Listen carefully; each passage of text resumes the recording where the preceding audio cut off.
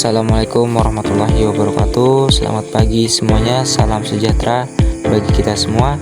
Perkenalkan, nama saya Reza Ahmad Husaini dari kelas 11 KTPS 1. Saya di sini ingin menyampaikan presentasi laporan video tentang terong yang ada di Indonesia.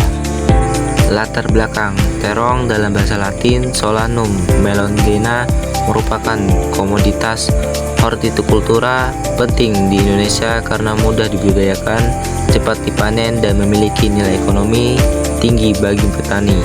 Tanaman ini unggul secara gizi karena gaya serat vitamin A, B1, B6, C, dan K, serta mineral seperti kalium, fosfor, dan magnesium ditambah antioksidan, antosianin, dan nasunin yang bermanfaat untuk menjaga kesehatan jantung dan mengontrol gula darah. Tingginya kesadaran masyarakat terhadap pola makan sehat turut meningkatkan permintaan terong di pasar. Namun produktivitasnya masih sering terhambat oleh serangan hama, teknik budidaya yang kurang optimal, dan fluktuasi harga, sehingga penelitian dan inovasi budidaya diperlukan untuk meningkatkan kualitas dan daya saing terong. Tujuan terong bermanfaat untuk kesehatan tubuh, yaitu menjaga kesehatan jantung dengan menurunkan kolesterol, mengontrol gula darah karena tinggi serat, dan membantu menurunkan berat badan karena rendah kalori dan tinggi serat.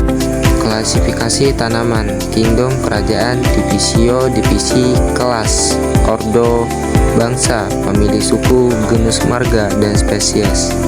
Morfologi tanaman terong. Akar terong memiliki sistem perakaran yang terdiri dari akar tunggang dan banyak cabang akar yang bisa menembus tanah hingga kedalaman 80-100 cm. Akar yang mendatar bisa menyebar dengan radius 40-80 cm dari pangkal batang.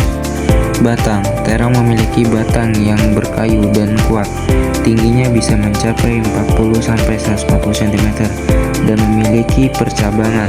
Permukaannya diselimuti bulu-bulu halus yang berfungsi melindungi dari kotoran dan mengurangi penguapan. Daun terong umumnya lebar dengan bentuk seperti telinga manusia, dengan ukuran bervariasi tergantung varietasnya. Panjang antara 12-20 cm, berbentuk belah ketupat hingga oval, dengan ujung tumpul pangkal meruncing dan sisi bertoreh. Bunga terong berkelamin ganda, banci, artinya dalam satu bunga terdapat alat kelamin jantan, benang sari, dan betina putih. Bunganya berukuran besar dan berwarna ungu, terdiri dari kelopak 5 helai menyatu, persisten.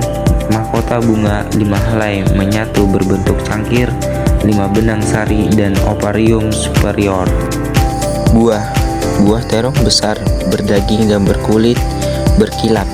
Warnanya bervariasi tergantung pada varietasnya. Secara botani, terong termasuk dalam kategori buah beri. Biji terong dapat dimakan baik mentah maupun setelah dimasak. Syarat tumbuh terong. Syarat tumbuh terong adalah suhu udara ideal antara 20-30 derajat Celcius, paparan sinar matahari yang cukup, dan tanah yang subur, gembur dengan pH antara 6,5-7,0. Terong juga memerlukan kelembapan yang baik, drainase yang lancar, serta cukup air saat fase pertumbuhan vegetatif, pembuangan, dan pembentukan buah.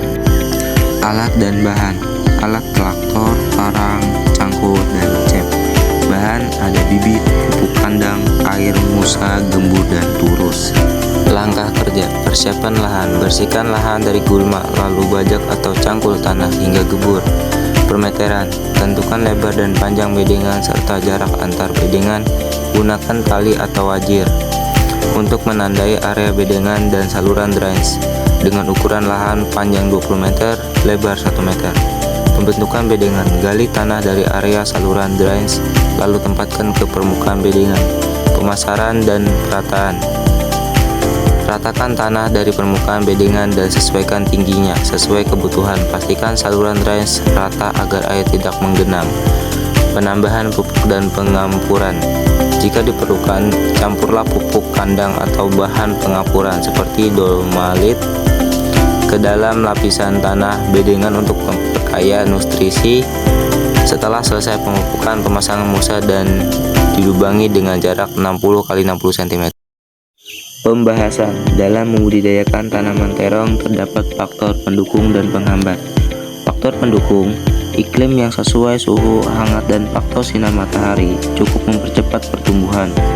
Tanah subur dan gembur mempercepat perkembangan akar dan penyerapan nutrisi.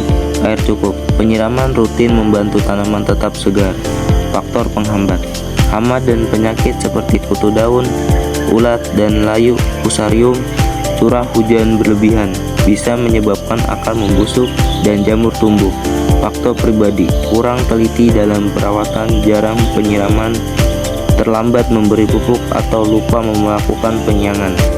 Kesimpulan, seperti pembahasan di atas dapat disimpulkan bahwa dalam praktek membudidayakan terong bukan hal yang mudah dan juga memerlukan kerja yang intensif dari perawatan benar-benar baik dan efektif pada tanaman agar tidak mudah terserang hama dan penyakit serta agar menghasilkan panen yang unggul. Ya, terima kasih teman-teman telah menonton video ini. Semoga bermanfaat bagi kita semua. Ucap salam, wassalamualaikum warahmatullahi wabarakatuh. Terima kasih.